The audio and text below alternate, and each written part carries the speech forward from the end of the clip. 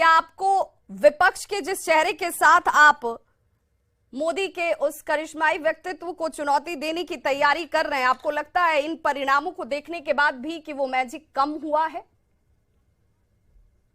कुछ पूर्वोत्तर के राज्यों के चुनाव परिणाम के आधार पर आप पूरे देश में होने वाले लोकसभा चुनाव को नहीं आंक सकते हैं। जब देश में लोकसभा के चुनाव होंगे, देश के मुद्दे होंगे, स्थितियों का आकलन होगा। 2 बार मौका दिया गया है एनडीए को, नरेंद्र मोदी जी को प्रधानमंत्री बनाया है देश की जनता ने। आज तक बुनियादी मुद्दों की चर्चा नहीं हुई है। बेरोजगारी, महंगाई पर कोई बोलने वाला नहीं है, सुनने वाला नहीं है।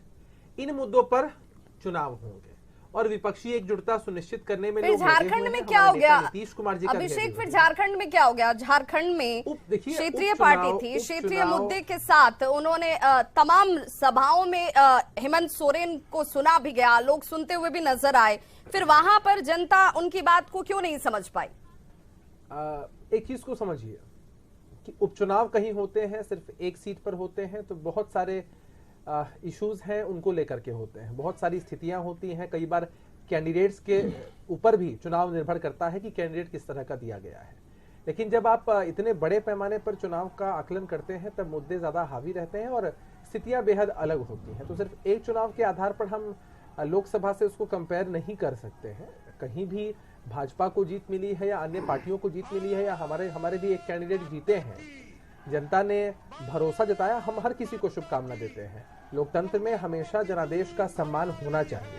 लेकिन जब हम ये देखने की कोशिश कर रहे हैं कि 23 के नतीजों से 24 की झलक दिखेगी या नहीं, तो मैं साफ तौर पर बताना चाहता हूं कि जहां भी भाजपा के लिए थोड़े उत्साहवर्धक नतीजे सामने आए हैं, सिर्फ उन मामलों को देखकर अगर भारतीय जनता पार्टी के लोग, नेता, कार्यकर्ता अगर अति उत्साह में हैं, तो उनके अति उत्साह पर ब्रेक 2024 में जनता जरूर लगाएगी। अभिषेक, आपको ये लग रहा है कि अभी जो मुख्य मुकाबले की बारी आएगी तब कुछ और परिस्थितियां होंगी, उन मुद्दों पर जनता आकलन करेगी और उसके हिसाब से परिणाम बनेंगे या बिगड़ेंगे? जी एकदम।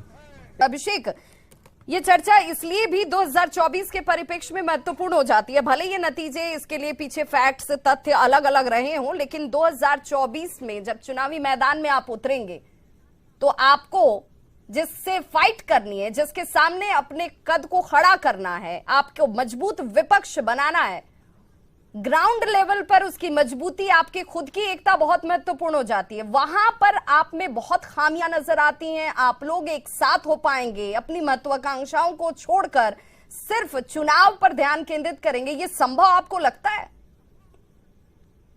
देश के चुनाव को लेकर हमारी कोई महत्वाकांक्षा नहीं है और इस बात को हमारे नेता नीतीश कुमार जी ने कई बार दोहराया है। विपक्षी एकजुटता सुनिश्चित करना एक प्राथमिकता है, उस दिशा में काम भी हो रहा है, सकारात्मक परिणाम भी सामने आएंगे। तब से एक चेहरे के आभा मंडल का महिमा मंडन किया जा रहा है। देश के लिए क्या जरूरी है? मोदी जी का चेहरा। अभिषेक, टोकूंगी मैं आपको। आभा मंडल जिसका जिक्र आप कर रहे हैं, महिमा मंडल जिसका जिक्र आप कर रहे हैं, जनता ही तो वोट कर रही है। जनता इस बात को, आप ये कह रहे हैं कि जनता समझ नहीं रही है या इस आभा मंडल के चक्रव्यूह में फंस जा रही है? आपको याद होगा, नहीं, जनता ही तो सबसे ताकतवर है। आपको याद होगा कि एक समय कांग्रेस पार्टी को कितनी सीटें आई थी।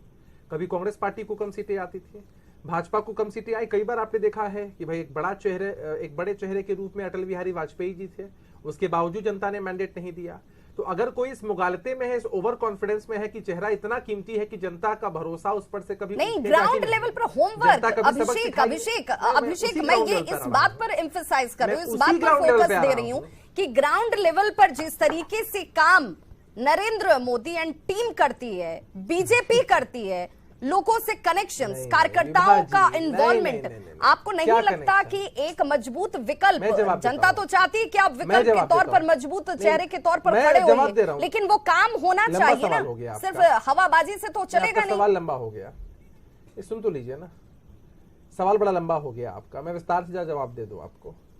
कार्यकर्ताओं में इनके जोश है, कार्यकर्ता वोट नहीं देते हैं, सिर्फ जनता वोट देती है।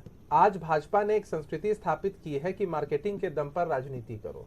बुनियादी मुद्दों की चर्चा अगर की जाए तो आपसे भी पूछा जाए तो आप भी जवाब देंगी कि मैं भी अपने घर के बजट से परेशान हो रही हूँ।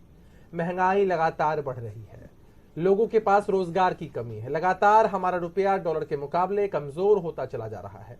जो पिछड़े राज्य है, जिन राज्यों से हम लोग आते हैं, आप आती हैं, जिस राज्य की खबरें ये चैनल प्रमुखता से दिखाता है उस राज्य की क्या स्थिति है, केंद्र की सरकार से कितनी मदद मिल पाती है। इस बार के चुनाव बुनियादी मुद्दों पर होंगे। सिर्फ आप धर्म के नाम पर राजनीति करना चाहेंगे, तनाव पैदा करके, माहौल खराब करके और अपने आभा मंडल का महिमा मंडन करके, तो यही लेकिन इन जनता मुद्दों को लेकर किसी तो आप ही को जाएंगे ना फर्श जनता से के अर्श बीच, तक आप ही पहुंचा तो देती है जनता और को अर्श से कन्विंस फर्श तक करेंगे पहुंचा ना। देगी। हम जनता को कन्विंस करने में लगे हुए हैं। हम लोगों ने हमेशा मुद्दों की राजनीति की है, राजनीति के लिए मुद्दे नहीं बनाए हैं। हमने कभी भारतीय जनता पार्टी की संस्कृति को नहीं अपनाया है।